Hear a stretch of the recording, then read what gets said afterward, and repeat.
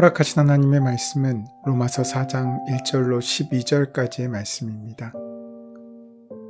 그런즉 육신으로 우리 조상인 아브라함이 무엇을 얻었다 하리요?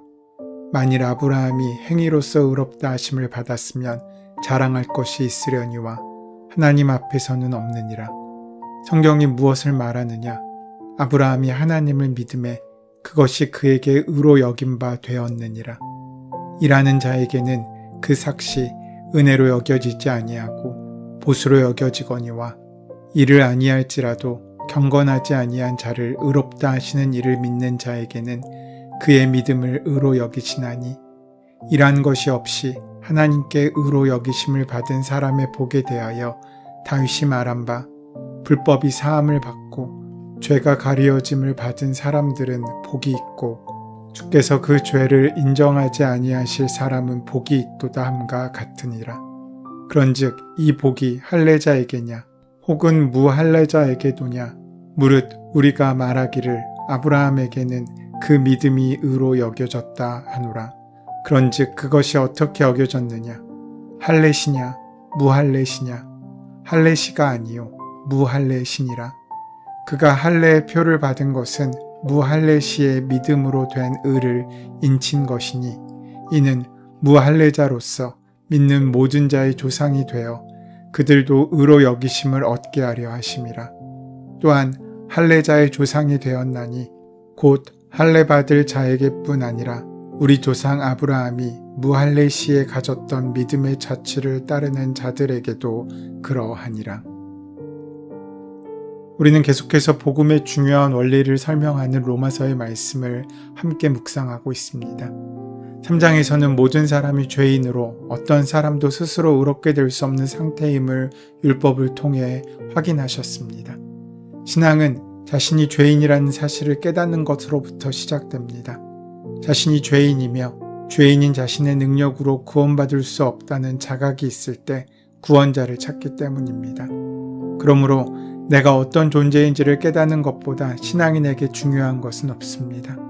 지난 말씀을 통해 율법은 인간으로 하여금 죄인임을 깨닫게 할 뿐 구원의 자리로는 이끌어가지 못한다는 것과 그래서 율법에 하나님의 한 의가 나타났는데 그것은 예수 그리스도를 믿음으로 말미암아 모든 사람에게 미치는 하나님의 은혜라는 사실을 깨달았습니다. 그동안 율법을 통해 인간의 행위, 노력을 통해 구원에 이룰 수 있다는 인간의 생각은 잘못된 것이며 오직 하나님의 은혜로 예수 그리스도를 믿음으로만 구원을 얻을 수 있음을 살펴보았습니다. 하나님께서는 의롭다 하심을 얻는 다른 길을 내셨는데 바로 예수 그리스도이심을 말씀하셨습니다. 이 말씀에 대해서 3장 21절과 21절은 이렇게 정의하고 있습니다.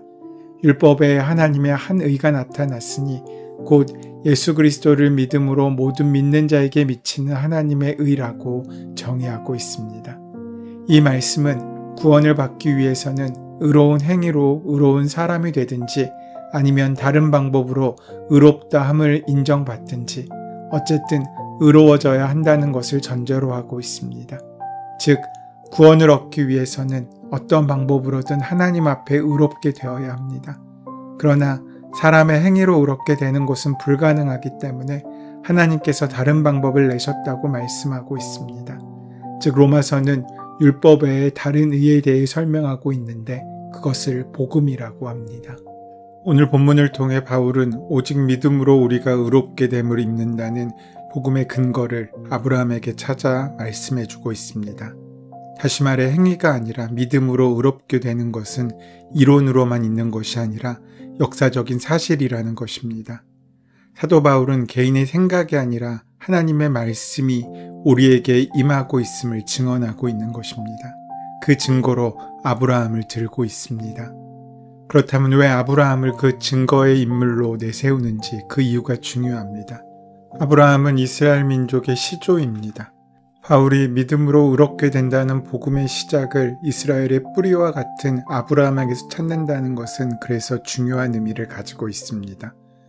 바울의 복음에 대한 근거가 성경의 어디선가 툭 튀어나온 말씀이 아니라 창세기의 처음부터 이스라엘 민족의 시작에부터 나오는 것임을 강조하고 있기 때문입니다. 오늘 본문은 이스라엘 민족의 시조가 되고 우리의 믿음의 원조가 되는 아브라함의 믿음을 말씀해 주고 있습니다. 가나안이라는 땅이 아브라함을 신앙의 원조로 만든 것이 아니라 그의 믿음이 가나안을 그가 거하는 모든 삶의 지경을 복지로 만든 것입니다. 구약, 특별히 창세기에 나타난 아브라함은 이스라엘 민족에게 있어서는 영적인 지주입니다. 믿음의 조상일 뿐만 아니라 이스라엘 종교의 창시자라고 말할 수 있을 만큼 아주 중요한 인물입니다. 이스라엘에게 중요할 뿐만 아니라 고대 근동의 모든 사람들, 유대교인이나 기독교인이나 이슬람권에서도 아브라함은 중요한 인물입니다. 구원의 근거가 바로 이 아브라함에게서 우리가 찾을 수 있다는 것입니다. 이런 의미에서 보면 창세기 50장의 수많은 기사는 하나로 집중됩니다. 그것은 바로 우리에게 구원을 베풀어 주신 예수 그리스도입니다. 이런 의미에서 창세기는 로마서를 위해 존재한다고 볼 수 있습니다. 그 정도로 중요한 구원의 핵심을 가르쳐주고 있는 성경이 창세기입니다. 아브라함이 받은 구원과 믿음이 무엇인가, 바로 이스라엘이 받아야 할 구원과 믿음이 무엇인가를 설명해 주고 있습니다. 곧 이스라엘이 받아야 할 구원과 믿음이 무엇인지, 바로 여러분과 내가 받아야 할 구원과 믿음이 무엇인지를 설명해 주는 믿음과 신앙의 기초가 되는 것입니다. 그러면 어떻게 아브라함이 하나님의 택함을 받고 온 유대인들이 추앙하는 믿음의 조상이 되었겠습니까? 아브라함을 믿음의 조상이라고 하나님이 성경에서 말씀하셨는데 왜 아브라함이 믿음의 조상이 될 수 있었습니까? 그 이유가 창세기 12장 1절에 나와 있습니다. 여호와께서 아브라함에게 이르시되 너는 너의 본토 친척 아비집을 떠나 내가 내게 지시할 땅으로 가라. 여기서 우리는 아브라함과 하나님이 처음으로 만나는 장면을 볼 수 있는데 이곳에 중요한 요점이 있습니다. 그것은 바로 아브라함이 하나님을 찾은 것이 아니라 하나님께서 아브라함을 찾으셨다는 점입니다. 이것이 믿음의 시작입니다. 하나님께서는 일방적으로 아브라함을 찾으셨습니다. 그 이유가 무엇입니까? 그 이유를 찾으려고 해도 우리는 찾을 수 없습니다. 설명할 수 없습니다. 이것을 가리켜 하나님의 선택, 하나님의 은혜라고 말합니다.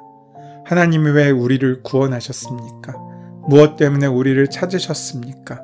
무엇 때문에 우리를 선택하셨습니까? 우리의 입장에서 그 답이 무엇인지 우리는 알 수 없습니다. 모든 것이 은혜이기 때문입니다. 내가 어떻게 예수를 믿게 되었습니까? 하나님의 은혜입니다. 왜 내가 하나님의 선택을 받게 되었습니까? 그것 역시 하나님의 선택입니다. 내가 잘났거나 구원받을 만한 자격이 있어서가 아니기 때문에 설명될 수 없습니다. 아브라함에게 찾아오신 하나님, 이것이 시작이고 창세기의 전부입니다. 결코 아브라함이 쓸만한 제목이라거나 믿음이 있었다거나 하는 이유에 있지 않습니다. 아브라함은 왜 선택을 받았습니까? 하나님이 선택하셨기 때문입니다. 왜 아브라함이 은혜를 받았습니까? 믿음의 조상이라는 특권을 받게 되었습니까? 그가 노력하고 애쓴 결과가 아닙니다. 아브라함의 인생 전체는 실수투성이었습니다. 그럼에도 불구하고 하나님께서 그를 믿음의 조상으로 택하시고 삼아주셨습니다. 그리고 만들어 가셨습니다. 아브라함이 어떤 행위를 함으로써 하나님께 인정받고 의로워진 것이 아닙니다. 아브라함이 무조건적인 하나님의 은혜와 선택을 입고 축복과 약속을 받게 된 이유는 오직 한 가지입니다. 그저 하나님을 온전히 믿은 것입니다. 무슨 행위가 아니라 하나님을 믿고 그 말씀에 순종한 것입니다. 그냥 따라간 것입니다. 하나님 보시기에 이것이 흡족한 것입니다. 사람이 그렇습니다. 하나님께로부터 임한 은총을 믿음으로 얻었는데 그러면 하나님께로부터 내려온 은총은 아브라함이 어떤 상태일 때 주어졌습니까? 할례시입니까? 무할례시입니까? 율법을 잘 지켰을 때입니까? 율법이 없었을 때입니까? 하나님의 뜻대로 살고 있을 때인가? 아니면 그 뜻도 알지 못하고 있을 때 주어졌습니까? 성경은 무할례시에 그가 하나님의 은총을 받았다고 말씀하고 있습니다. 아브라함이 할례를 받은 때는 99세 때였습니다. 하지만 그가 하나님의 부르심을 받았을 때는 75세입니다. 할례를 받기 24년 전에 하나님의 은혜가 먼저 임한 것입니다.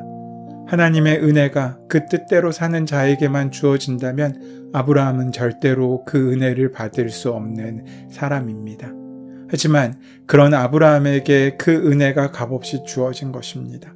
이것은 하나님의 은총으로 인간의 공로나 노력으로 시작되는 것이 아니라 하나님으로부터 시작된다는 것을 우리에게 말씀해 주고 있습니다. 바울은 계속해서 이것을 강조하고 있습니다. 아브라함의 위대함은 그에게 율법이 있는지 할례를 받았는지가 아니라 하나님을 믿고 신뢰하는 삶을 살았다는 점입니다. 여기서 중요한 의미가 있습니다. 믿어서 의롭게 되었다는 것이 아닙니다. 이것은 굉장히 중요한 것입니다.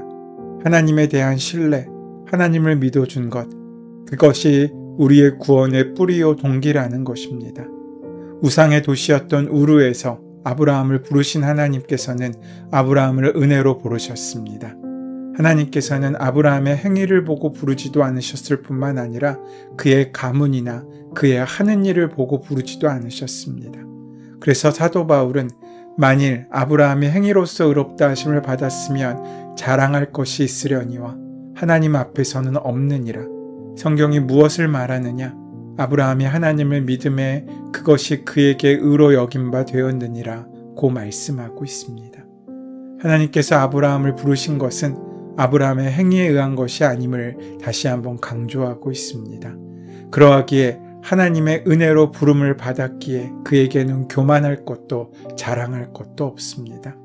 그를 의롭다 하실 때도 그의 행위로 인해 의롭다 하지 않으셨으며 믿음을 통해서 의롭다고 하셨습니다.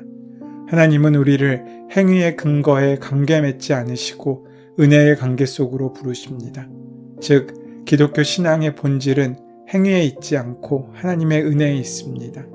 우리는 믿음 없을 때 부름을 받아 믿음을 가지게 되었고 그 믿음으로 의롭다함을 받은 아브라함의 후손들입니다.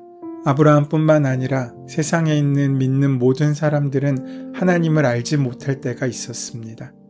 하나님을 알지 못하는 우리로 하나님을 알게 하셨고 믿게 하셨고 그 믿음을 의롭게 여기셨습니다.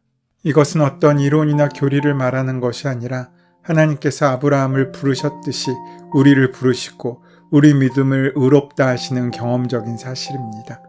하나님께서 아브라함을 택하여 부르신 이유는 행위에 있지 않고 믿음으로 의롭다함을 얻는 사람들의 조상이 되게 하시기 위함이라고 말씀하십니다.